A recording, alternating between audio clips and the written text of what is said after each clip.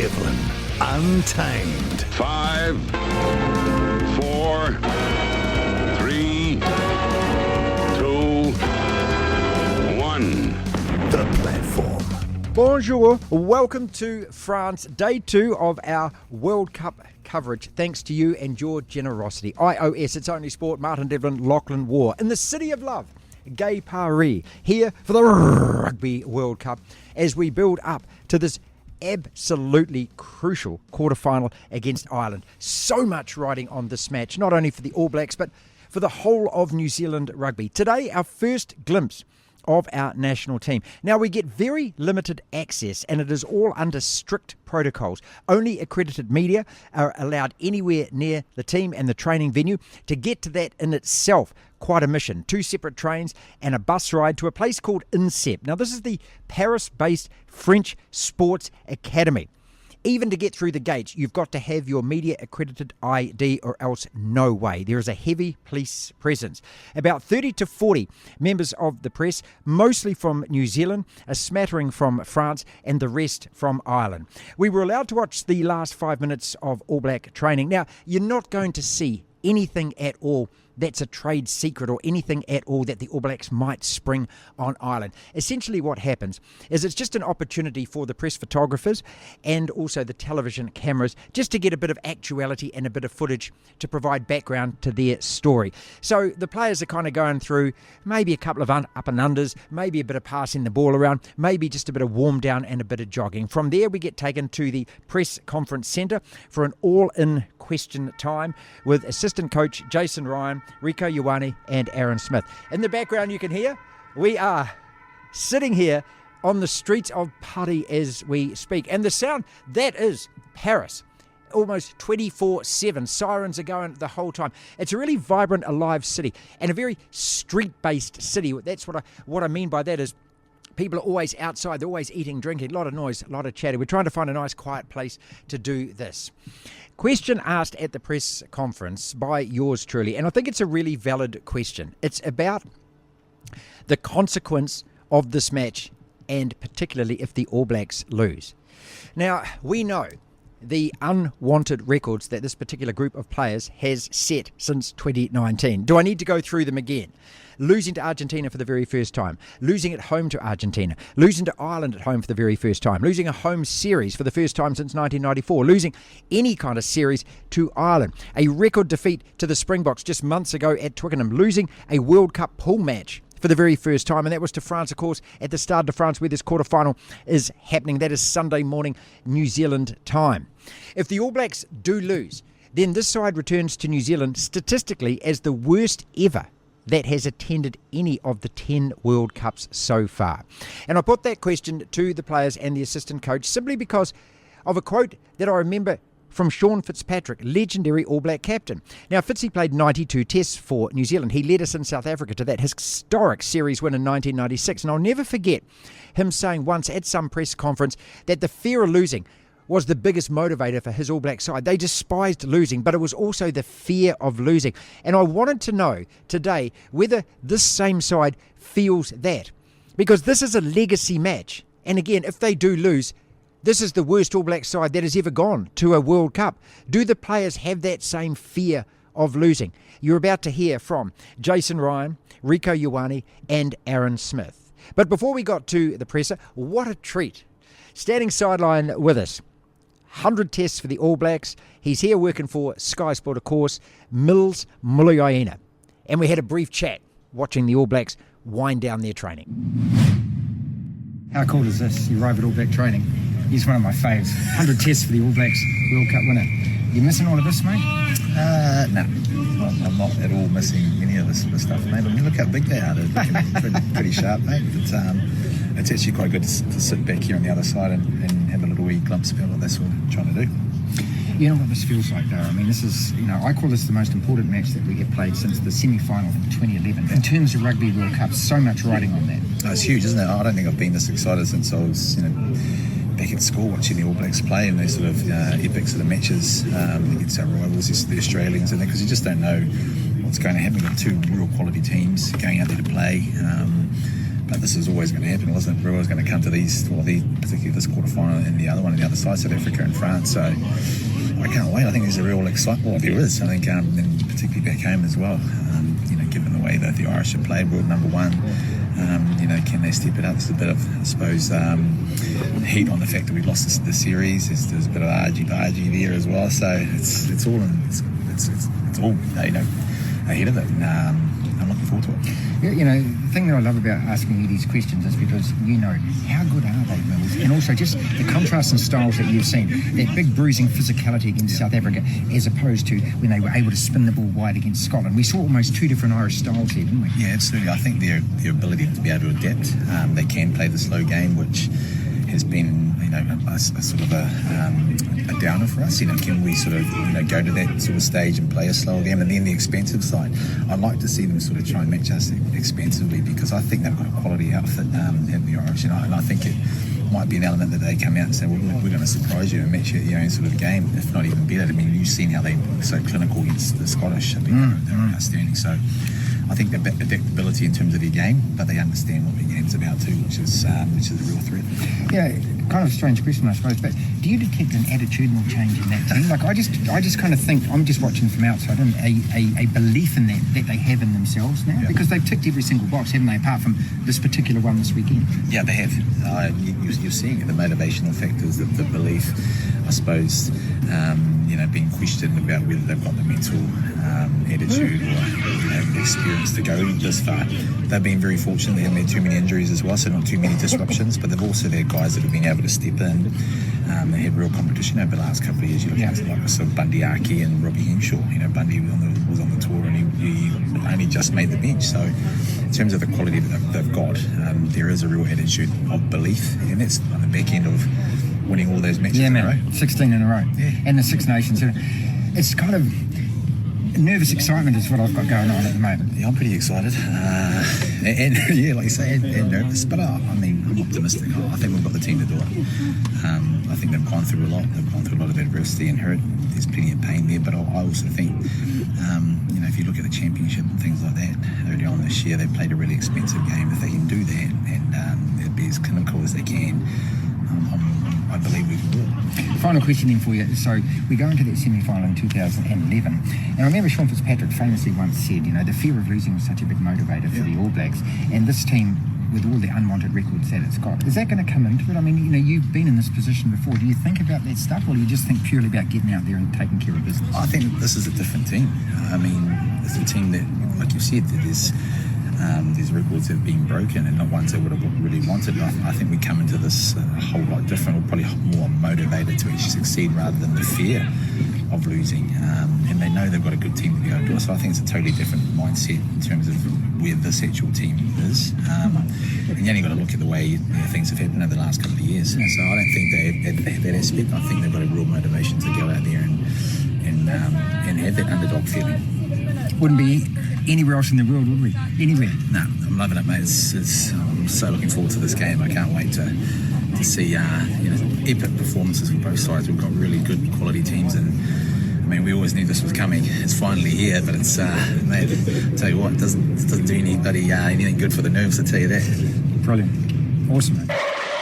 Devlin,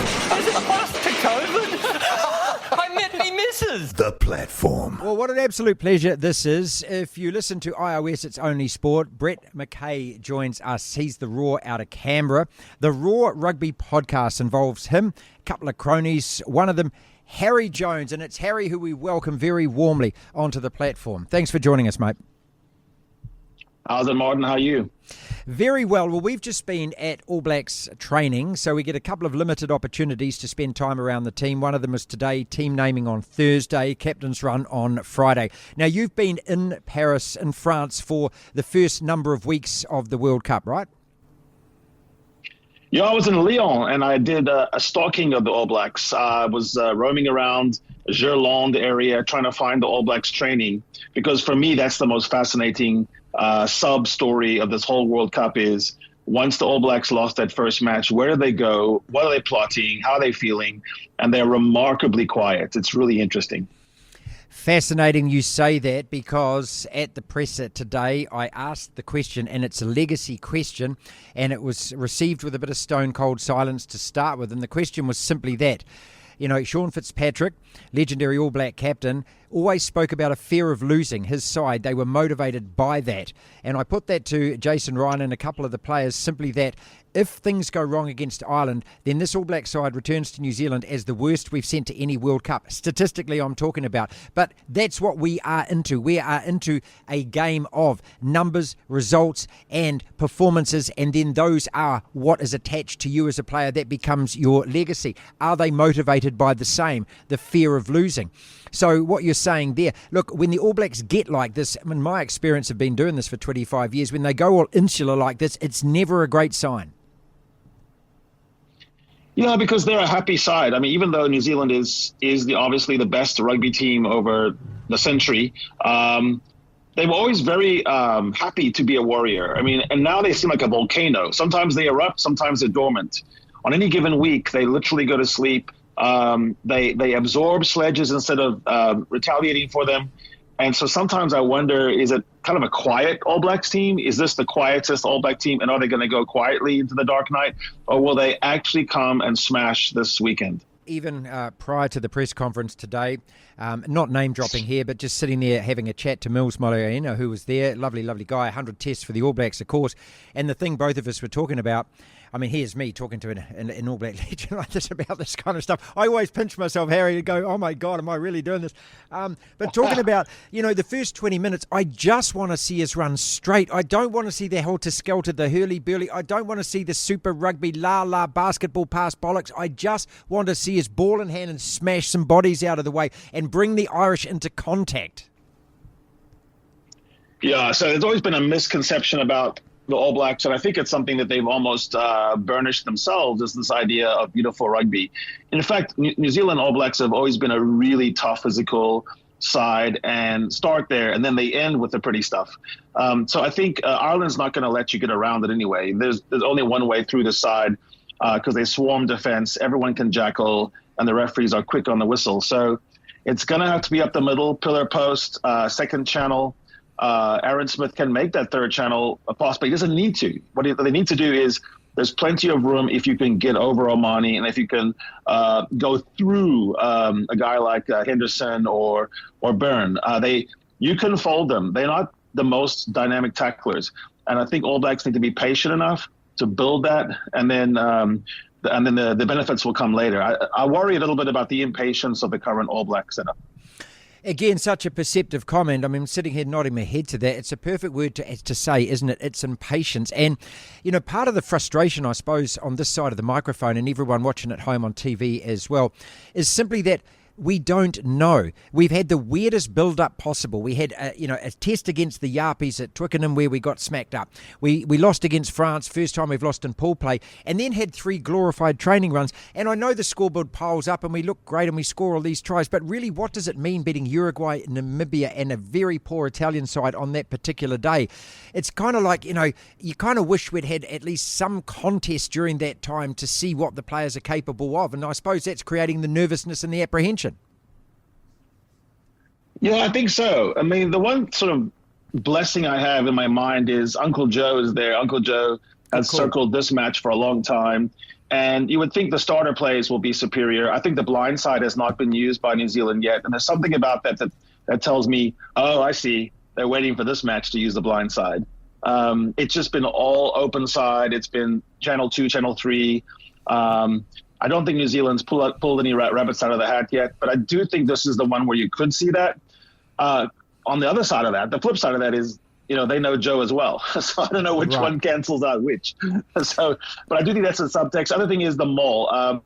Ireland hasn't really used their maul very much. The All Blacks have looked like the Jason Ryan maul is a weapon. I'm kind of looking for that too. Harry, let's look at that Ireland side, because it's too easy for us to talk all about the All Blacks and be obsessed about, and we are obsessed, and we are going to, it's just building up for the next 3 or 4 days. This Ireland side, you only have to look at what they have achieved. 16 tests in a row, beating New Zealand in New Zealand, and we know what that did for the England team in 2003. Martin Johnson talked about that, Clive Woodward talked about that, beating New Zealand and Australia down under, and what it meant to then go and win that World Cup. And then you look at this Ireland side again, they stomped their way through the Six Nations. And then at this World Cup, they tough it up against the Springboks, playing hugely physical and just a heavyweight brawl. And then against Scotland, they actually show how well they can play. So there's a lot more to this team. Do you think that they are still being underwritten a little, considering what they have achieved? I think everyone now notices that they're not just a pretty attacking team. They're defensive. They're a swarming defense. They all take up for each other. They have a lot more people on their feet. Phase 4, phase 5, phase 6 than any other team. So that speaks to fitness, but also it speaks to a desire to overcome the ghosts of the past. So I think they are different from the Ireland of the past. But let's say right now, they have not yet won a quarterfinal. And you would say that New Zealand, when it's, dark days and it's 5 minutes to go, you'd still back a guy like Sam Whitelock over someone like Ty Byrne, because, he's been in the room with the light off trying to find the light switch. So there's something about that I still trust. But Ireland is different from Ireland of the past. They have a different coaching setup. Mike Catt, Paul O'Connell, they don't make any excuses. They play really smart. They're a team of captains led by an admiral. So it's like a real fleet. Everyone is empowered to make decisions, but Johnny Sexton, make no mistake, is the coach on the field. He's what Rassie Erasmus wishes he was, like an actual coach roaming around on the pitch. And everyone respects him. So I would say All Blacks need to get to him early. They have shown a big drop-off when Sexton's not on. And so you would think you'd want to flood the zone if Shannon Frizzell's on or someone like that. You want to catch Johnny and put him on the ground as much as possible. To hear the full interview, download the platform at the App Store. Via Platform Plus, you can go back and listen to the whole show and all of the interviews in full. The Tight Five. The Tight Five separate sporting topics, all about Ireland versus the All Blacks. The quarterfinal coming up Sunday morning, NZT. Roughly a minute or so on each of these. When the bell goes ding, we move quickly on to the next one. We're talking about this being a legacy game, what it means, especially if the worst result happens for the All Blacks. Wayne Barnes is the referee. He killed our quarterfinal hopes in 2007, but he's now widely regarded as one of the very best in the world. What kind of difference is he going to make? Fozzie's selection. What do you expect? What do we expect? I don't think that it's expect the unexpected. I think that what we're going to get is exactly what we all expect. Yes, as I've said, this is live in Paris, people. Those sirens never stop. Joe Schmidt. Now, this guy is perhaps the best weapon that the All Blacks have ahead of this quarterfinal. He was the coach of Ireland. He got them to where they are now. He laid the foundation stones. What does he not know about them? And the final, of course, last topic is going to be Call It Right Now. And this may change as we approach Stade de France on Saturday night, New Zealand, Paris time, Sunday morning, New Zealand time. Kicking it off though, legacy game. And we spoke about this at the press conference too, Lachlan. Simply that, look, what does it mean to this All Black side? Does it mean enough to this particular bunch of players? I don't know. I think you and I are in a similar boat where we don't think that, and this sounds like an old man complaining about the younger generations, which is odd because I'm only 25, but I've never thought that the bulk of the current team who weren't there in 2015 and maybe were coming through ahead of 2019 or have debuted since the end of that World Cup just don't seem to appreciate the meaning of this jersey more. It's the way the team has carried themselves after these losses to Ireland and Argentina, the huge losses to South Africa, and it's the way that the team as a whole has closed himself off over the last couple of years. It feels like more so than in the past. Is that a perception thing? Because perception is reality in terms of this kind of stuff. Well, I've only really got people like yourself who have been following the All Blacks from a media point of view since the 90s, and you've been part of that, part of the media who've been interviewing them and whatnot over the years. I think for the likes of Sam Whitelock, Brady Retallick, Aaron Smith, Dane Coles, I think it means a lot to them because they know what it's like to win, and these last couple of years they know what it's like to lose. In saying that, and this is me just guessing, I could be totally wrong, I also think a lot of those guys won't place the same importance on this because they've been there and done it before, because this is their swan song. They're enjoying the occasion. If they can't win, well, don't worry, we've won a couple before, it's all good.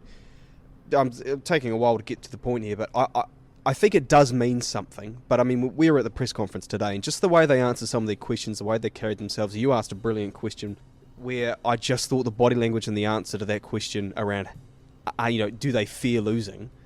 I didn't get an indication that they do. I suppose part of the reason for us asking that question is simply that when your favourite sports team loses, as a fan, you live in agony. Yeah. And look, I know that just sounds so exaggerative, but it's true. I mean, sulky Sundays when my goddamn football team loses, miserable Mondays when my Redskins lose. You really feel it, and it attacks you emotionally. We saw this during the Up the Wars and the whole Warriors season, what it does to people. You win a game, you're euphoric, you're on a high, you skip, you say hello to people in the street, all that kind of stuff. When your team loses and they lose a major match, it really affects you. I know that we shouldn't be living our lives vicariously through sports bloody teams, but it's just what being a fan is. I'm not so sure, and I want to be proved wrong on this, but I'm not so sure it eats away at those guys like it eats away at me, like it eats away at my generation, like it goddamn should. And look, and I know life changes and times change, and but when you're getting paid, and I look at the Man United players, and when you're getting paid £300,000 or £400,000 a week, like some of those United guys, they lose. That doesn't look to me as though it actually hurts them. You know what? They go back, they get another stupid haircut, they post photos on their Instagram, they get seen in London nightclubs, and I'm thinking, really? You guys are lost. People are going to work absolutely spewing about this, but you guys it just doesn't seem to affect you. And I wonder whether some of these All Blacks, they're getting paid huge money. They've got contracts in Japan, they've got sabbaticals coming up. Does winning a World Cup for your country mean as much to them as it did to those guys in 2011? Because in 2011, those guys, the All Black team, that was when Gilbert Anoka came on board, right? He came on board because they were under the weight of 24 years of misery and failure at that stage. They were losers and chokers at every World Cup. That was the perception. And it meant so much to those guys. They had to embrace that. I mean, this is what I wanted from this press conference. I want to know whether these players are embracing the same kind of hurt and the same kind of feelings, and knowing that, hey, you will let your country down if you lose. Yeah. That's what it means to us. That might not be fair, but that's, you can't accept the rewards and the pretty girls and the money and the flash cars and the new Rolex, which they got after losing a series to honour. You can't accept all of that without also accepting the consequence of a loss and the magnitude of a loss in a game like this. Yeah, you're exactly right. I think part of it, what makes losing maybe for them easier, we sort of jokingly say it, when our football teams lose, as you say, Mondays, when your team loses on a Monday, it sets the tone for the week. It's the same with the NFL, at least for me. When you do that, you might sit there, and I did this after the Broncos lost the grand final, laid there in bed, and I said, the sun will come up tomorrow. And bloody doesn't like what I said. It doesn't. And apologise to me, he said. And you go to work, and look, we're very lucky with the job we get to do, but then you get up and you go to work, you're there for 8, 9, 10 hours, you're sitting there going, oh, this would be so much easier if my team won, These guys, when they lose their games, yes, it's their job, but when they get the luxuries, they get the money, they get the cars, they get the Instagram endorsements and whatnot. They get so many, not to sound rude, but they get a lot of corners in society cut for them. And I guess just when they lose, if not to say if that behaviour gets allowed, but it's like if we as a fan base who your fans make the clubs, fans make the teams. It's only about the fans. It's all fans. about the fans. And if the fans kind of just go, whatever, I guess it makes life a bit easier for the players. I'm not saying we need to rip into Rieko Ioane or Sam Whitelock or Sam Kane or Richie Mo'unga, all these guys. We need to rip into them and make their lives hell. But I guess if they're not hearing it from the fans, they don't understand how much it actually hurts the fans. And I genuinely think, and I've got nothing to base this off, but just purely the feeling of myself, my friends, people I work with and whatnot, family, that if the All Blacks lose this World Cup, a lot of people are going to, or they don't get, they don't win it, or they even get knocked out in the quarterfinals. People are going, we've been awful for the last few years. Whatever. Razor will fix everything. I think that's the mindset, because it's been 4 pretty ordinary years under Ian Foster. No disrespect to him, but and with these players, on the ship, it's just been a pretty ordinary 4 years. It's like, well, this will be the cherry on top of what's been very ordinary, getting knocked out in the quarterfinals. Wayne Burns. Now I remember. That was my first reaction after that quarterfinal in 2007. And for years on Radio Sport and subsequent, radio programs, I couldn't even say his name without saying, Wayne Barnes! You've said it about 4 times today as Now, well. he's the referee for this game. Is he the best guy to control this game? I tell you, I would love Ben O'Keefe to be controlling this game, but he's not allowed to referee. he's queuing. All we want from the referee is what? We want flow. Yep. We want the game to be allowed to be played. Now, I was watching the Portugal versus Fiji the other day, and I was also watching Scotland versus Ireland. And in both of those games, I think it was Bonkers was in the TMO box, right? And they must have left his mic on. You could hear him the whole game talking to the referee. The Irish-Scotland game. That was that one. Non-bloody stop. And my word is stop. Shut up, Shush. mate. You've got nothing to say unless the referee comes to you. The thing I fear about this game, other than Ireland winning, is the referee being completely and utterly manipulated by the guy in the TMO box, and the TMO box effectively reffing the game. Let Wayne Barnes do his goddamn job. Yeah, I think he's widely regarded as probably one of the best referees in the world. I agree. I love the job that Ben O'Keefe did against in the Ireland South Africa game, and I thought he was absolutely sensational. But you can't have him reffing this game. The thing I want out of a ref is decisiveness as well in your decisions. You know, you need to have total control of the game. Let it flow. Don't get too pedantic with your whistle, and then just be decisive, which is what Ben O'Keefe was. In terms of the TMO, it's like VAR in football. The referee should be in total control of the game, and VAR, or in this case the TMO, should only be called on if requested by the ref. And there should be a button. The ref should have like a button on his little Which he device. presses to talk to he the presses to talk to the guy, right. and he presses to unmute the guy. That's it. That's when I want to hear from you. He goes, okay, I'm not sure about this. Hey, TMO, blah, blah, blah, show me this angle, whatever. That's when it should happen. And rugby's gotten into a terrible space, like all sports. It's not just rugby, it's football. I think it happens a fair bit in the NBA and in the NRL as well. Actually, no, the NRL is the opposite. The bunker probably doesn't actually get to intervene in as much as it should. But that the referees no longer have control. You've got 3 or 4 other blokes involved who have more control, and it just ruins a game when you can't have it cleanly officiated. So hopefully Wayne Barnes is forthright and decisive in the way he operates this game. Ian Foster's selections. Now, talking to all the media rat pack today at the press conference, going around just asking people, what they actually thought and who they thought would be selected. And the uniform answer came back that there aren't going to be any surprises. Even Mils Muliaina said this to me, that maybe on the bench we're going to see a surprise. But I think all of us can handpick this All Black side. Beauden Barrett's going to start at 15, okay? Yep. Will Jordan's going to be on one wing. We know the midfield pairing. Obviously, Mwanga and Smith, there's no question about that. Talia will be on the other wing. As far as the forward pack goes, it's going to be Sam Cane, it's going to be Frizzell, it's going to be Artie, we know that. Scott Barrett will start alongside Brodie Retallick. I think, yeah. We're hoping that Lomax is going to be fit. Jason Ryan did indicate today that he's available for selection. Now, he may be fudging that. We don't know. We're not going to find out till the team is named on Thursday. I think the only points of interest in terms of the selection are going to be the bench.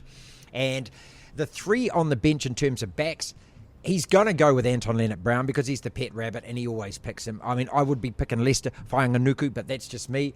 Damo is going to get, this is Damien McKenzie is going to be there to cover either first 5 or fullback, depending on what's going to happen. And you're also going to have Cam Riggott with the halfback. Riggott will be the halfback. So those 3, to me, perhaps the contestable positions. Everyone else picks themselves. Yeah, it'll absolutely be the bench. And Justin Marshall said it yesterday. It was quite interesting how he said it. He said that there's got to be no surprises. Ian Foster has his team, and he started it off by saying, and we'll see Beauden Barrett at fullback, which suggested to me that he doesn't want him there. He doesn't want him there. And I think a lot of people would love to see Will Jordan at fullback because he at least during Super Rugby, he's consistently for the last 3 or 4 years silly to the think best fullback. That here we are at a World Cup quarterfinal with so much riding on this, and we haven't seen him play fullback all year for the All Blacks. It's strange. Just think about that. Think about that for a second. It ties in. It ties into, I think, the biggest problem with Ian Foster. I'm not. This isn't groundbreaking. I think a lot of people think this as well. He is so conservative in his selections, and I think he's hamstrung by what he thinks works with guys. And I think Nepo Lalala and Ofatunga Fasi fit into this. I think Beauden Barrett at fullback fits into this. I think, Anton Leonard-Brown being on the bench fits into this. These guys that played really well in those 4 years between 2015 and 2019 when Shag was the coach and Fozzie was the assistant. They played well, and Ian Foster has faith that these guys can still play well in those positions and doesn't want to bring someone new in. In saying that, he went with Geordie Barrett at second 5 last year. That was out of necessity. He didn't really have a choice. And we've seen someone like Cam Roy have a great year, and Shannon Frizzell's ended up being one of our best loose forwards this year. In terms of the selections, the only surprises will come, if anything, on the bench. He will absolutely, Ian Foster, I think, pick Nipola Lala and probably Fletcher Newell. They are both tight heads, so I guess he'll go Ofatunga Fasi along with Nipola Lala. He always picks Nipo. The hooker will probably be Dane Coles with Cody Taylor starting. Which again, Samasoni, you're sitting there thinking, who was a revelation last year. You know, he was one of our best players last year. Yeah. Can't even get in the 23 this year. Again, doesn't make sense. You've had a whole year to get this guy up to speed, who is a genuine threat, ball in hand. Yep. And you have Dalton Papali'i will be on the bench. Sam Whitelock will be on the bench. I wouldn't be surprised if Sam Whitelock starts ahead of Brodie, only because Brodie's had a couple of injuries this year, and I think on form, I don't think he's been spectacular, and I think they've been pretty even, and I just wonder if there is a leaning towards the experience, the leadership, the fact that this is his 4th World Cup. I wonder if Fozzie will go with Sam Whitelock ahead of Brodie Retallick. The sad thing is we will see Anton Lienert-Brown coming off the bench, who isn't as versatile, isn't as much of a game breaker. I don't think is anywhere near as much a threat as least to Whanganuku, and I don't know. You want impact when you have a bench, right? Well, that's the whole point. You want impact. That's why it's called a bomb squad from South Africa. Exactly. What impact does Anton Lienert-Brown give you? And a little postscript on this. I don't know whether it means anything at all, but watching the last 5 minutes of training today, the 2 guys that were running by themselves away from the playing group at the end of training were Dalton Papali'i and Sam Whitelock. I saw that. Okay? I saw that. And that says to me that they're not part of that 15 that starts. That's what I read into that. Topic number 4, Joe Schmidt. Now, all of us on this side of the microphone have been desperate to get hold of this guy. We have had put requests in all year. Since he actually joined the All Blacks last year, we've all put requests in. We all want to talk to this guy, and especially now ahead of this game. Because if anybody knows anything about Ireland, it's got to be him. He's out of bounds. He's the invisible man. He won't talk. He won't ever be put up to talk. I don't know what the hell that is about. And I mean... What is he afraid of saying? He's either completely shy, doesn't want to talk, or he's got something that he doesn't want to be dragged out of him, in which case, surely as an adult, he can just say no comment if a question is asked. I don't get it. It's a strange one. And it's funny because we were in, at the end of the media session, we were in a van taking us back to the main entrance of INSEP, and we were with some Irish journos who were saying the same thing. They couldn't believe Joe Schmidt wasn't being put up, and then we said, he hasn't been put up since he got the job. I haven't seen any media of him done at all. And they just sat there, and one guy was pretty blunt. He said, I think it's completely disrespectful to the media and to the fans and whatnot. And I thought, it's actually a good point. It's really strange. I don't know what it is. Is he fearful of being asked a certain thing, as you say? Knows? I don't know. Is he not good with media? But he did media as Irish head coach. Irish coach, so and he was obliged to do that. Yeah. And and these guys were saying, and I think quite rightly so, we've flown a hell of a long way here. Yeah. I mean, there's a lot of Irish fans here as well that want to hear. A lot of money spent as well. A lot of money spent, want to hear from him. Long flights to get here. Well, if he is the secret weapon... Oh. Yeah, he's got... Now's the time. You've had about a year and a half. Tell you what, take the Batman mask off and reveal yourself, Joe Schmidt. Call it then, and we're probably going... Well, I'm going to ask this question over the next few days, and we're probably going to have differing views on it, and we're probably going to change our own differing views.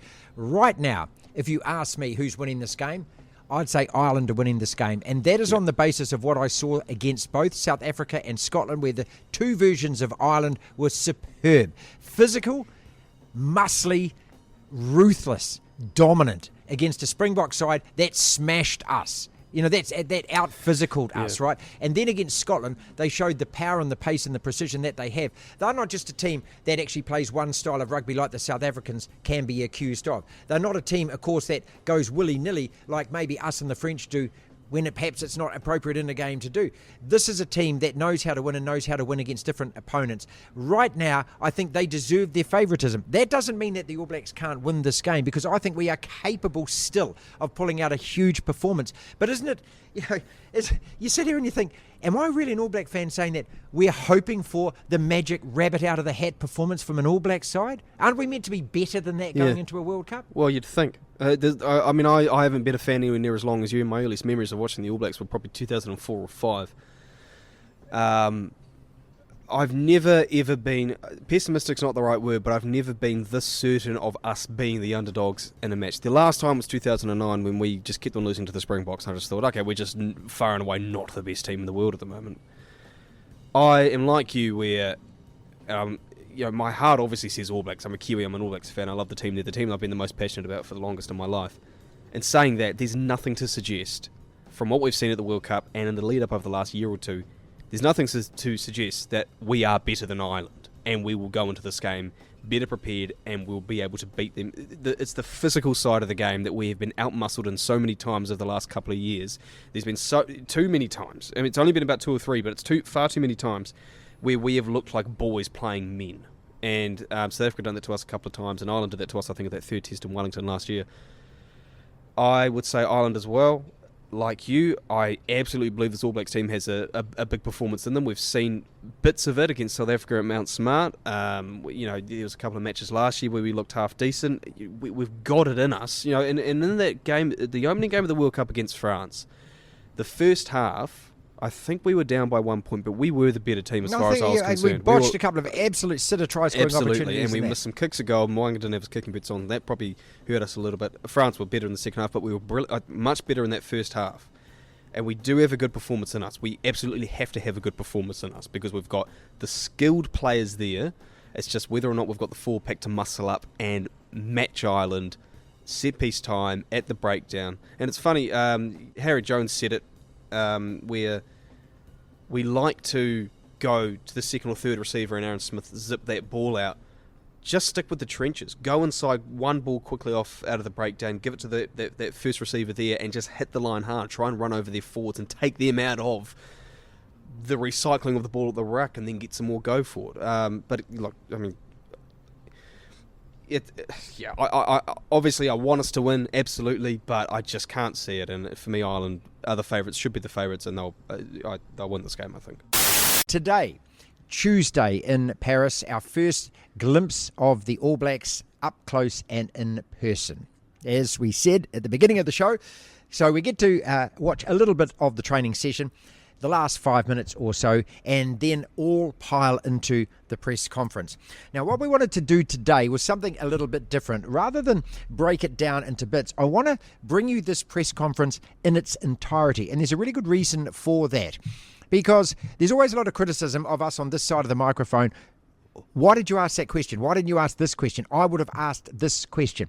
We're all packed into a room. There's about 30 or 40 of us, very, very close to the top table. You could just about reach out and touch Aaron Smith, Rico Ioane, and Jason Ryan. You've also got to understand that there's a huge degree of familiarity here. It's not like these guys who are sitting there don't know who the people are that are in the audience from the New Zealand media. It's all kind of first name basis. It's at times I'm a little uncomfortable with its coziness, because New Zealand's such a small country, you see, we all get to know each other, and so that to me in a lot of ways inhibits and prohibits people from kind of asking the questions that you think are typically called hard questions.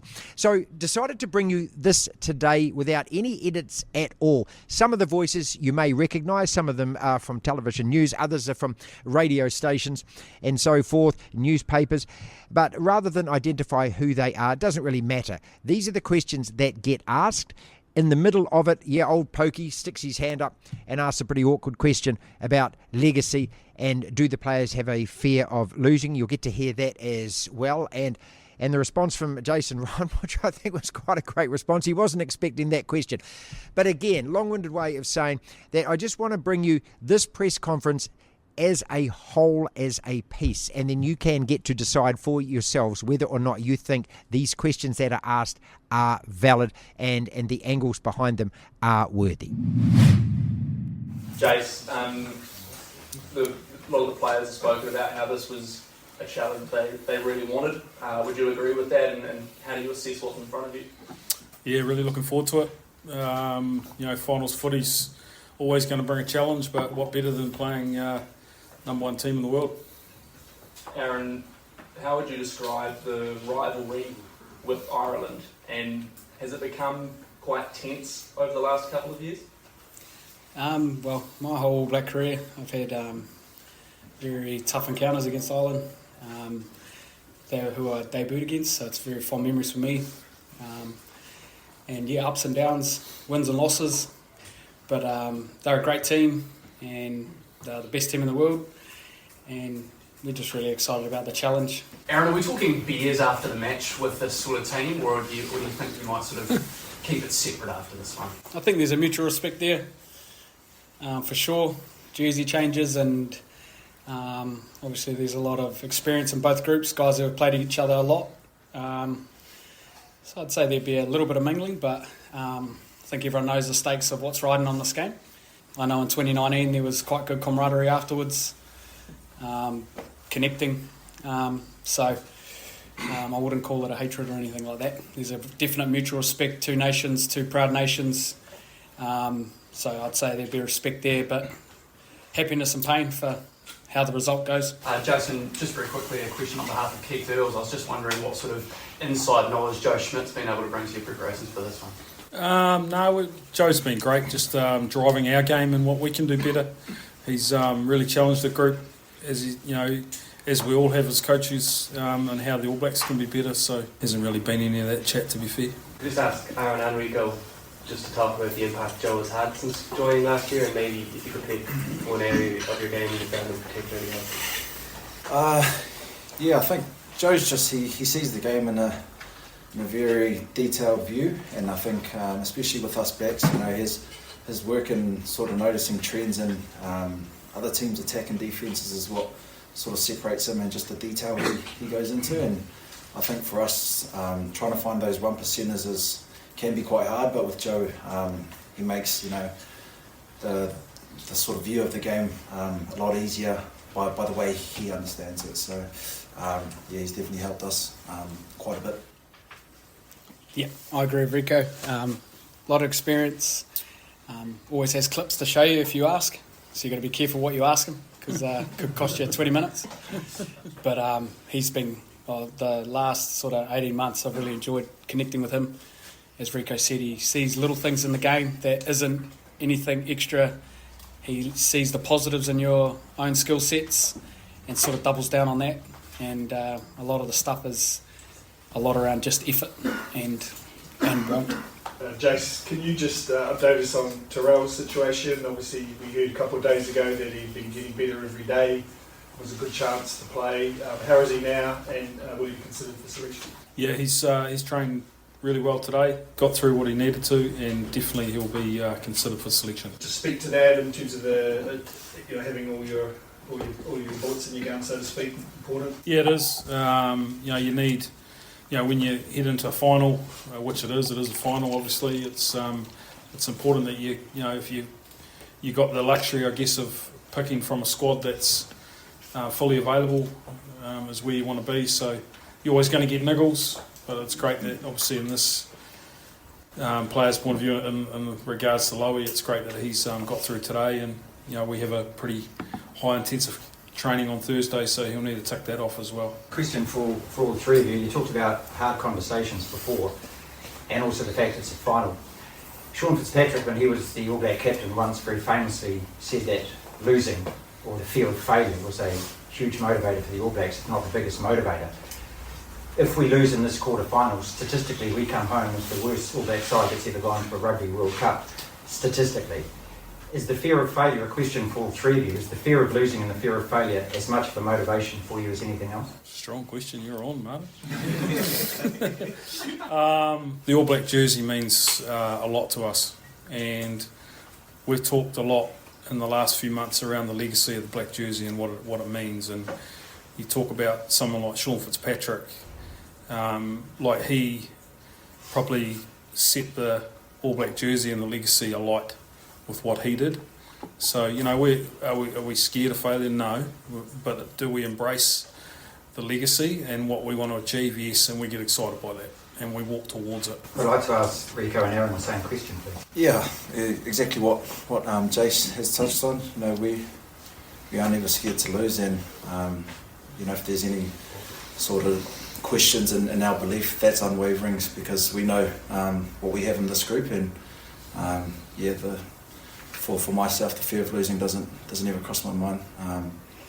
Just the motivation that this group has, and sort of that we thrive, and the energy, that we thrive off each other's is motivation enough, and we don't like to take a sort of glass half empty view on things. Yeah, my energy's pushed towards more the opportunity that's in front of us, the excitement of what we can control as a group. If you're held down by the weight of the past, you won't be able to do anything. You won't be able to play well. You'll be too scared to do anything, to try things, to trust your instincts.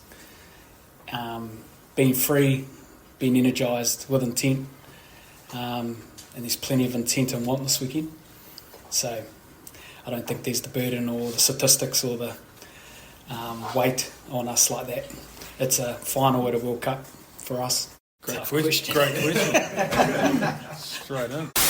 That's our podcast for today. Thank you so much for listening. If you want to listen to the entire show, 1 till 4, Monday to Friday, download the Platform app, and via Platform Plus you can go back and listen to whatever shows over however many weeks at your leisure, at your listening pleasure. Platform Plus. First thing to do though is download the Platform app. Devlin. Unbelievable! Incredible! The Platform.